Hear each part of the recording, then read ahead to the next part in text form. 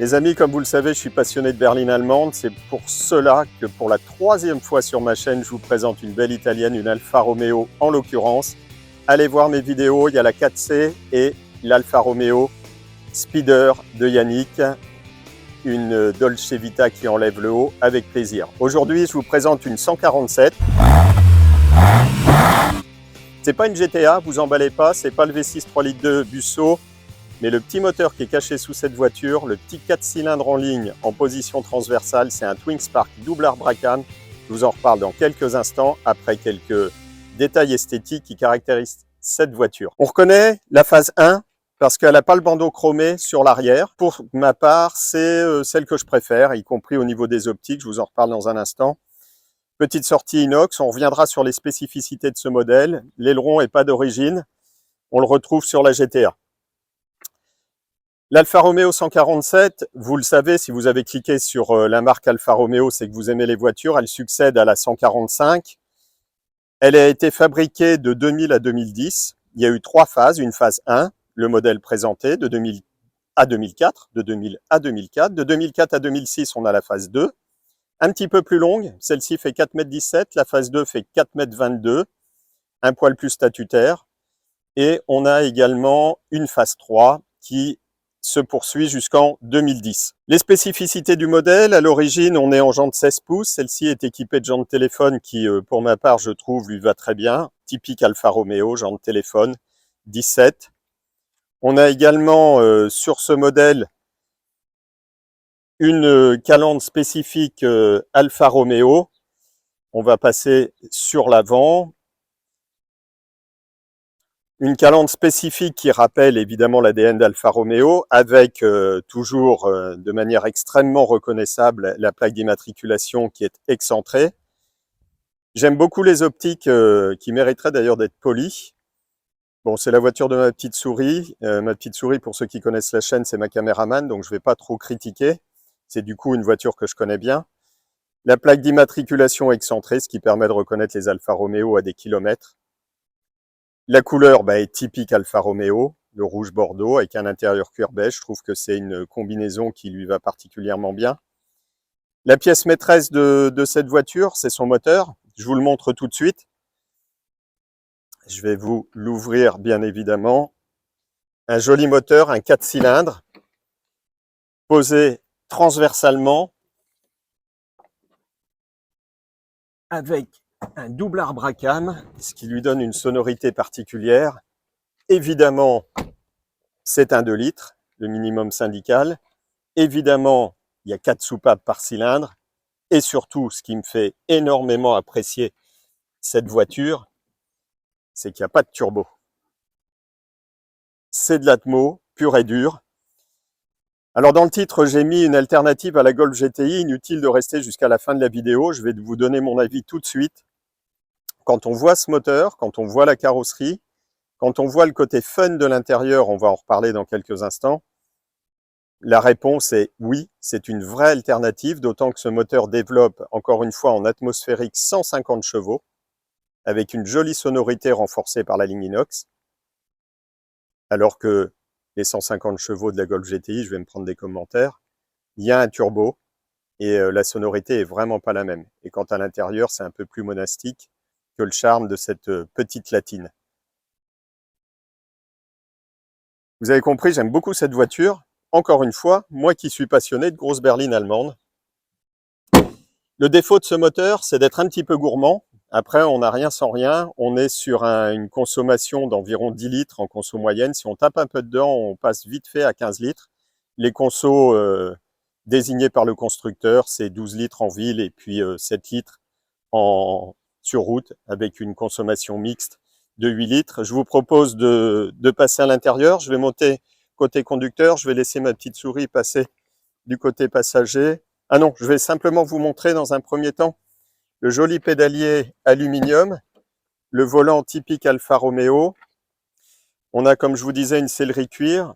Le pédalier est très sympa. Les barres de seuil en alu sont siglées Alfa Romeo, comme le pédalier d'ailleurs. Tous les matériaux utilisés sont vraiment de bonne facture.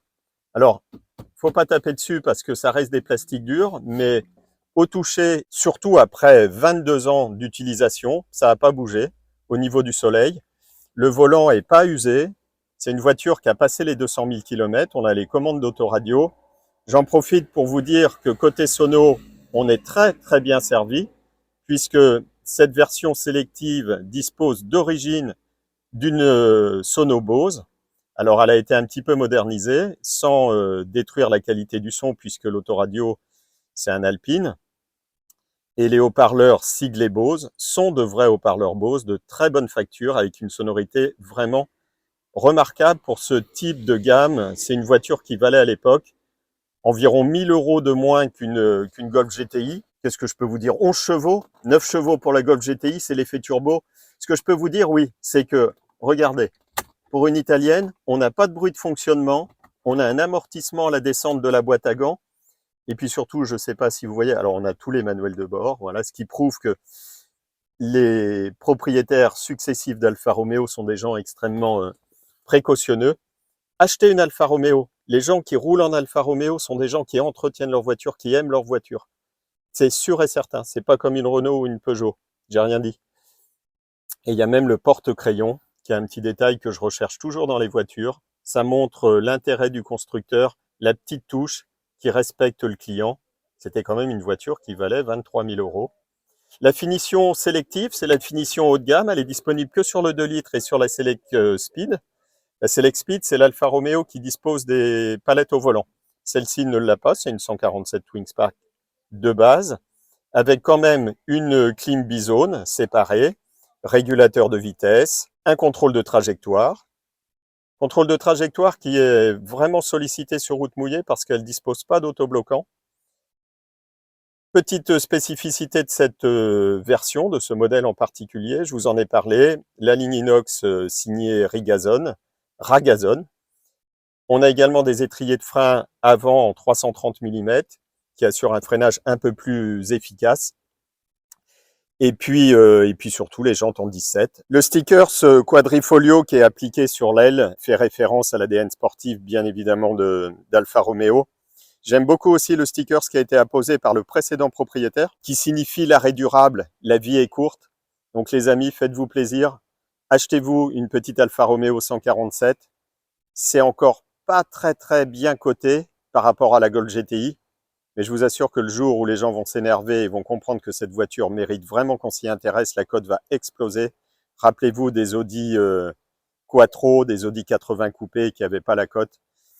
Pour bien connaître aussi l'Audi A3 1,8 litre turbo, cette voiture est beaucoup plus plaisante et beaucoup plus charmante à utiliser, y compris au quotidien, que l'A3 qui certes a 30 chevaux de plus, encore une fois est un peu tristounette à l'intérieur. Efficace mais tristounette.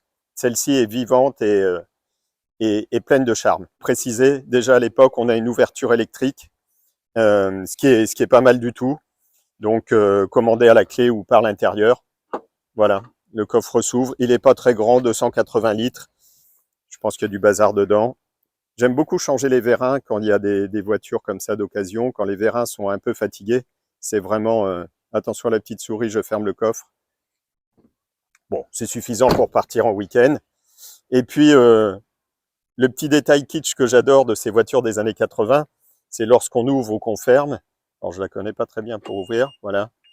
On a le bip-bip de l'alarme volumétrique. Les amis, d'origine Alfa Romeo, elle fonctionne toujours. Tout fonctionne, la centralisation, les vitres électriques. Qui a dit que Alfa Romeo avait des problèmes électriques?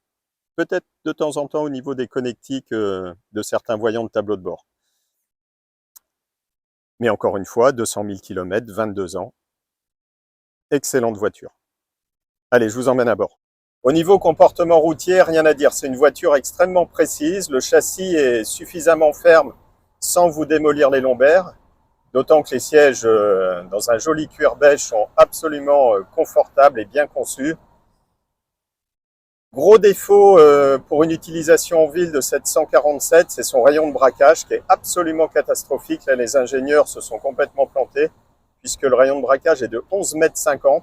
Véritable catastrophe pour un véhicule qui est censé quand même passer une bonne partie de son utilisation en ville.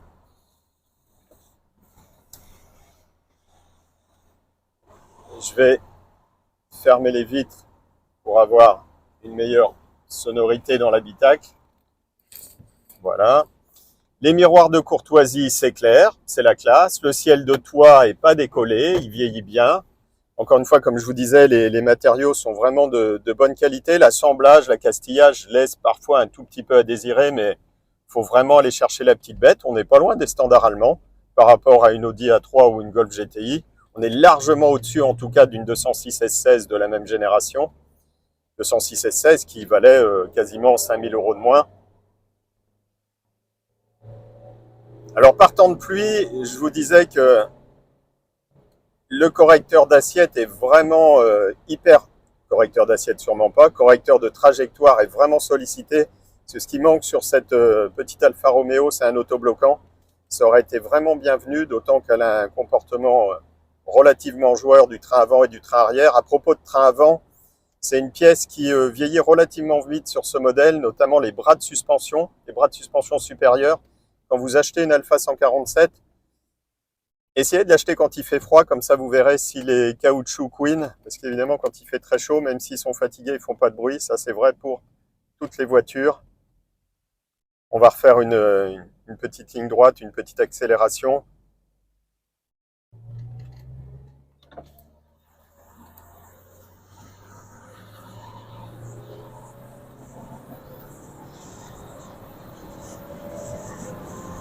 Voilà, les 150 chevaux sont bien présents.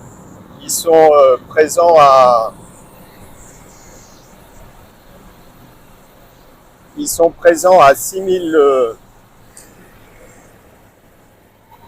6300 tours. Donc il faut quand même aller les chercher. D'où la consommation assez pléthorique. Le réservoir fait 60 litres. Donc on va assez souvent à la pompe. La zone rouge est située entre 7000 et 8000. Franchement, le moteur est bien plein. Moi, j'adore les moteurs atmosphériques, sans effet turbo. On a vraiment une voiture pleine à bas régime et à haut régime. On n'est pas dans une ultra sportive, c'est pas rageur non plus. Donc voilà, faites-vous plaisir. Offrez-vous une petite Alfa Romeo. Je vous assure, le moteur est plein de tempérament. 1250 kg, donc pas non plus trop lourd. Une boîte bien étagée. Un peu compliqué à régler au niveau de l'embrayage. Récepteur et émetteur, un peu compliqué à purger régulièrement. Soyez extrêmement vigilants sur l'entretien de la voiture, mais encore une fois, les propriétaires d'Alfa Romeo sont des gens extrêmement attentifs au bon entretien de leur voiture. Courroie de distribution pour finir. On va dire 120 000 km ou 5 ans, remplacer les bougies, mettre une bonne huile. Si il fait chaud, n'hésitez pas, tapez de la 1550 ou de la 1060.